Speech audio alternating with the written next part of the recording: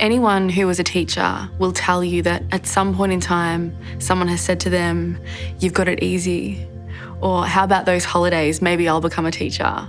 And the question always is, well, then why don't you?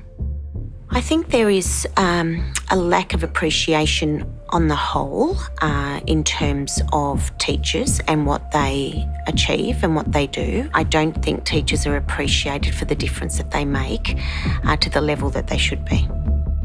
You often hear this myth, I think, about teachers working short hours and for half a year. I don't ever think that was necessarily the case, and I think that's a fallacious myth. We surveyed 2,500 teachers about how they were feeling about their work and about what they thought public perceptions of their work were. At the same time, we also conducted market research on a nationally representative sample of the Australian public to see what they thought about teachers and the teaching profession in general. We found that teachers broadly felt underappreciated. They saw that the public didn't perceive them in a really positive way. At the same time, the public survey found that 93% of people in Australia think teachers are doing a really good job. So there's an interesting balance or issue there around how that's translating into how people are interacting with schools and with teachers, and whether we're really showing our appreciation for the really complicated and important work that teachers are doing. When I read in the report that people said that they had a lot of respect for teachers, I don't doubt that, but you don't feel it when you're in the job. What you do listen to as a teacher is your government saying we need to recruit quality teachers, or when they're saying NAPLAN results are dropping, we're not doing well enough, we're not doing a good enough job. That makes you feel really undervalued because you think there's actually nothing else that I can do. I'm working as hard as I can. Teachers are under a particularly unique microscope. Education is built into the DNA of nation building in this country. So there's this level of scrutiny upon teachers and education administrators and others. But the core thing that's emerging is teachers themselves are experiencing considerably high workloads. We found that they're working really long hours. It's impacting on their health and their family lives. We've got a lot of teachers that are ready to leave or are looking to leave.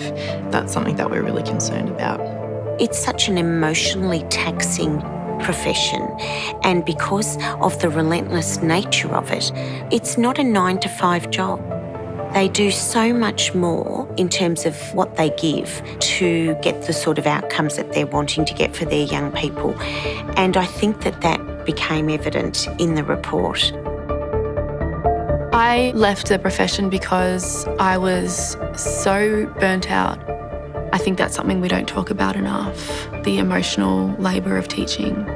We have more than enough evidence to suggest that there are quite high attrition rates of teachers starting out, and we also have significant evidence to talk about teachers feeling under the pressure of work and are considering other options. And the research that this faculty has just conducted in partnership with Bank First is looking at those kinds of pressures and seeing quite significant numbers of teachers are considering leaving the profession within the next few years. This is disarming. The fact that the teachers in our study were talking about these issues at all career stages means that unless something is done, then we're potentially going to lose a lot of those really important kind of ecosystems of work and of support within schools. Some of the research talks about policy being done to teachers rather than with teachers. It's really important that they're listened to and that their experiences form part of the evidence that's being used to make policy and decisions about schools. Imagine what society is like without teachers, and to drive it home, imagine what society would be like without that teacher who made the difference in your life, and virtually everyone has one. We asked teachers what were some of the possible solutions to the challenges they were facing, and one of the main things was trust us to do our jobs. It's not all doom and gloom. You know, our teachers are generally satisfied with what they're doing, and what we want to then be able to do is to make it easier for them to be able to continue doing that work. They want to make a difference. They had a teacher that really inspired them and they want to be able to pay that forward. So how do we enable that to happen and make it sustainable and make it part of our culture that we really respect and celebrate? I had students who wanted to become teachers. I would always say, please do it. We need teachers. We'll never not need teachers.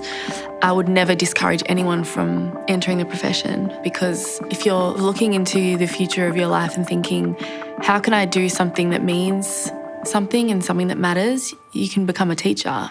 That matters.